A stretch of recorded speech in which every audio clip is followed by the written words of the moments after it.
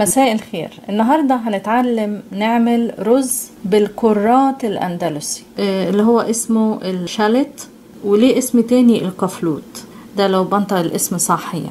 تعالوا نشوف المقادير. كوبايتين رز اللي هو الرز المصري، حوالي 420 جرام. تقريبا معلقتين كبار زيت، ده زيت الكانولا او ممكن زيت الذرة او اي نوع من انواع الزيوت، وملح، نص فلفل رومي احمر متقطع مكعبات صغيرة، حوالي 5 بصلات اللي هو الكرات الاندلسي او الشالت، معلقة كبيرة سمسم محمص، معلقة صغيرة كمون، معلقة صغيرة كزبرة ناشفة، نص معلقة صغيرة زعتر، وتقريبا كوبايتين ونص مية.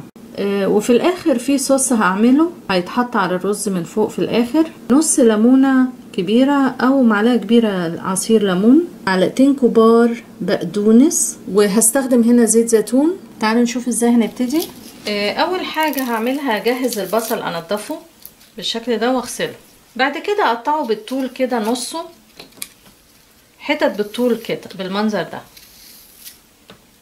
يعني شرايح طويلة كده. نوع البصل ده لو مش متوفر ممكن نستخدم البصل الاحمر. قبل ما ابتدي احمر البصل هغسل الرز، عشان مجرد ما البصل والفلفل اتحمر هحط الرز على طول. وفي نفس الوقت اجهز مية الرز، دول تقريبا كوبايتين ونص، ممكن احتاج اكتر هيبان وانا بسوي الرز. هحط حوالي ربع كوباية زيت. البصل احاول اشوحه خفيف جدا، مش مطلوب ان هو يتحمر. احط عليه شوية ملح صغيرين، هو كده كفاية. احط على طول الفلفل اشوحه برضو حاجة بسيطة كده كفاية، يعني البصل خد دقيقتين والفلفل دقيقة.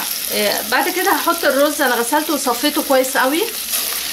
ابتدي اهدي النار عشان ما يتحرقش مني واشوحه تاني.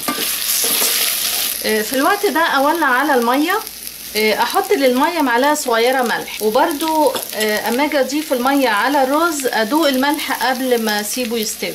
بعد 3 دقايق تشويح في الرز لقيته حتى فرفر كده، احط التوابل كلها مع السمسم.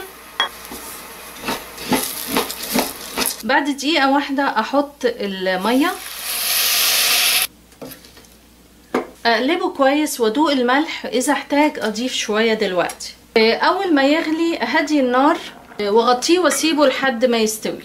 عبال ما الرز يستوي هجهز الصوص اللي هحطه. هحط مثلا حوالي ربع كوبايه زيت، ده زيت زيتون، وطبعا اولع النار، احط عليه الليمون والبقدونس، احط عليهم ربع كوبايه ميه وشويه ملح صغيرين قوي، واول ما يغلي اطفي عليه على طول واسيبه. هو الرز استوى دلوقتي، وانا في الاخر حسيت ان هو محتاج ميه، ضفت شويه ميه صغيرين. هبتدي دلوقتي اغرفه، وفي نفس الوقت هسخن الصوص. هغرفه في قالب كده الاول واقلبه في قلب الطبق. فقبل ما احطه في القالب برش شويه زيت عشان بس ما يلزقش، واحاول اضغط عليه كده عشان ياخد شكل القالب. بعد كده اقلبه،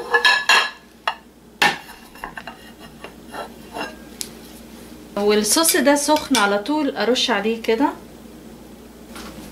زي ما احنا شايفين ده شكله النهائي. بيتقدم مثلا مع كفتة مشوية او اي نوع من انواع اللحوم وسلطة خضراء. حاولوا تجربوه وان شاء الله يعجبكم. اشكركم جدا والى اللقاء.